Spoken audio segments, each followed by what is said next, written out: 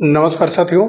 सहारा India के इस video में हम बात करेंगे निवेशकों से जुड़े हित की और अनहित की और उनके कर्मचारियों के हित और अनहित के बारे में।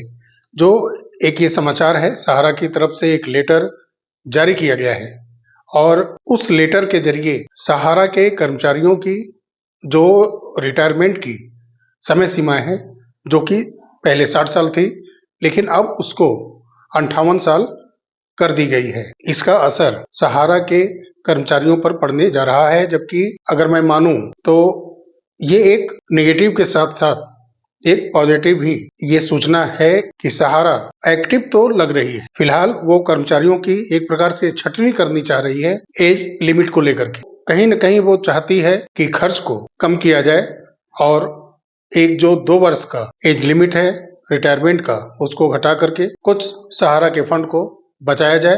हालांकि ऐसा मेरा मानना है। तो पहले जो लेटर जारी हुआ है उसको देखते हैं और उस पर जो कर्मचारी कुछ हड़ताल पर बैठे हुए हैं, अनशन उन्होंने शुरू कर दिया है। कुछ मीडिया कर्मी हैं, कुछ टेलीविजन के कर्मचारी हैं।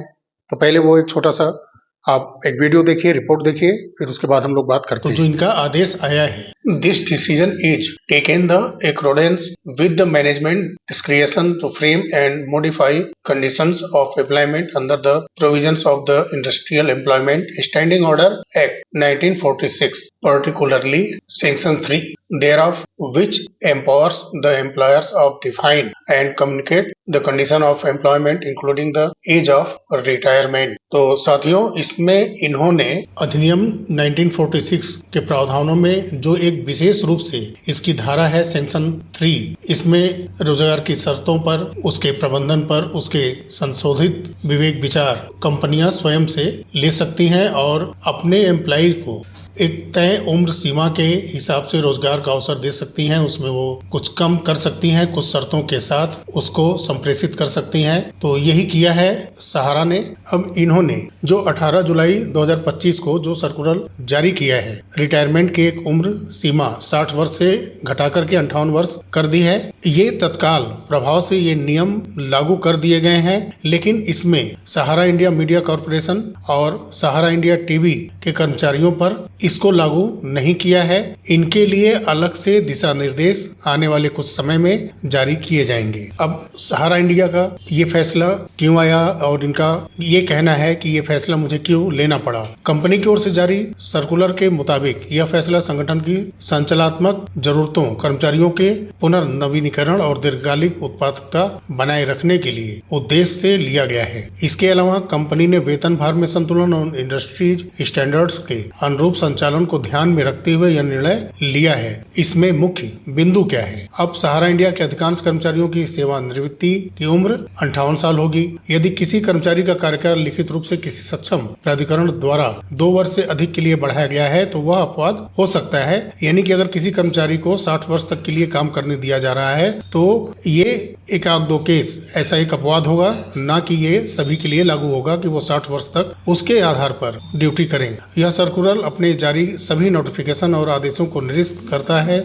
जिनमें सेवानिवृत्ति की उम्र 60 वर्ष या उससे अधिक निर्धारित की गई है। यह नियम केवल नियमित सेवा में कार्यरत कर्मचारियों पर लागू होगा। रिटेनरशिप आधार पर कार्यरत कर्मचारियों की सेवा शर्तें यथावत रहेंगी। तो वहीं पर सहारा मीडिया के कर्मचारियों के धरने शुरू हो चुके हैं और ये काम मैंने मार्च में भी एक वीडियो बनाया था। तब भी एक छोटी सी झड़प सहारा मैनेजमेंट टीम के साथ मीडिया कर्मियों की हुई थी, वेतन को लेकर के, और जो भत्ते हैं, पीएफ है, कई चीजें उस समय मैनेजमेंट के सामने मीडिया कर्मचारियों ने रखे थे, उसको नहीं माना गया था। उस समय भी मार्च के महीने में 2025 में एक वीडियो मैंने बनाया था, उसमें इसका मैंने विस्तृत ब्यौरा दिया था। वही क्रम अब शुरू हो चुका है। सहारा मीडिया कर्मचारी लगातार 2 दिन से धरने पे बैठे हैं और सहारा के एचआर हेड ने भी इस्तीफा दे दिया है। हायरिंग और रिक्रूटमेंट के हेड ने इस्तीफा दे दिया है।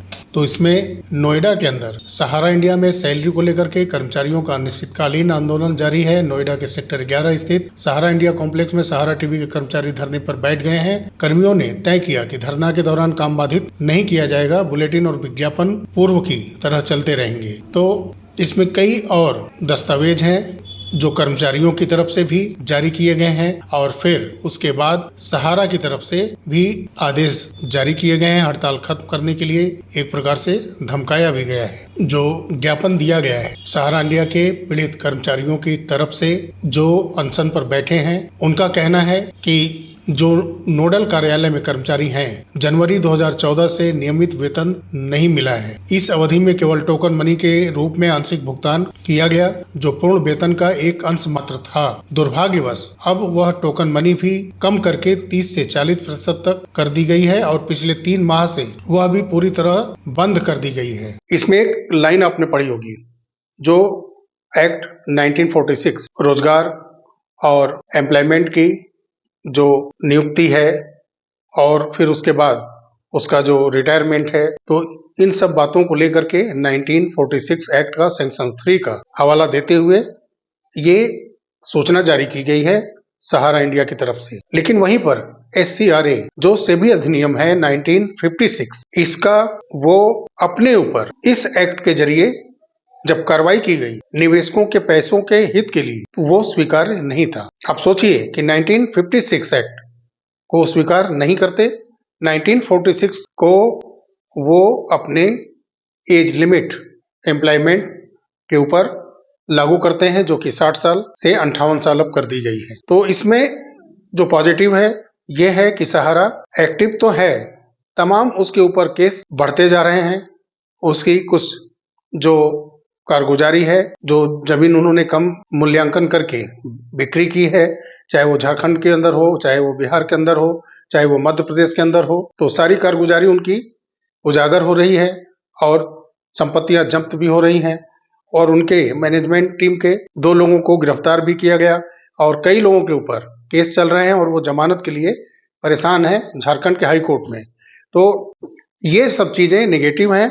पॉजिटिव मैं ये मानता हूं कि सहारा कुछ एक्टिव भी दिख रही है कि वो अपने खर्च को, मैं ये मान के चल रहा हूं कि कम करना चाहती है। अपने कर्मचारियों को जो उनकी एज लिमिट 60 ईयर थी उसको 58 ईयर्स पर ला करके।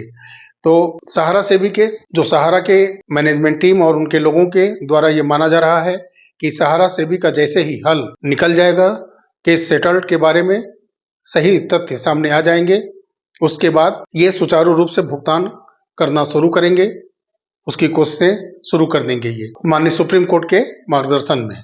ऐसा सहारा के लोगों का कहना है। तो बहुत सारी बातें हैं, पहले की वीडियो में हम लोग पहले जिक्र करते भी आ रहे हैं। तो उम्मीद है कि सहारा आने वाले समय में सहारा से भी केस के हल होते ही कर्मचारियों के साथ साथ तमाम निवेशकों जो करोड़ों की संख्या में है उनका भुगतान शुरू करेंगे।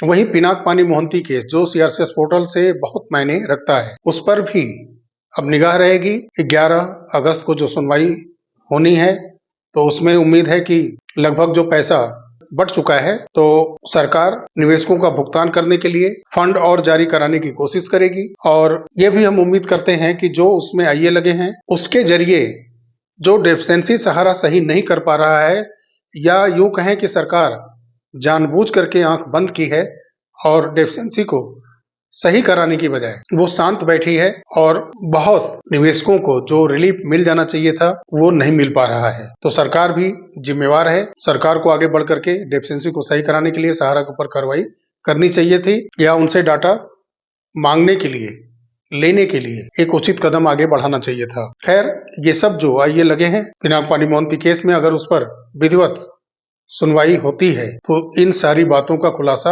होगा। तो उम्मीदों के साथ कि आने वाला समय धीरे धीरे निवेशकों के हित के लिए होगा, कर्मचारियों के हित के लिए होगा। उम्मीद है कि भुगतान, वेतन और EPF जैसे प्रमुख फंड जारी होंगे और सबको अपने अपने हक का पैसा मिलना शुरू होगा। मिलते हैं अगले वीडियो में, तब तक के लिए नमस्कार, जय हिंद, जय भारत, वंदे मातरम।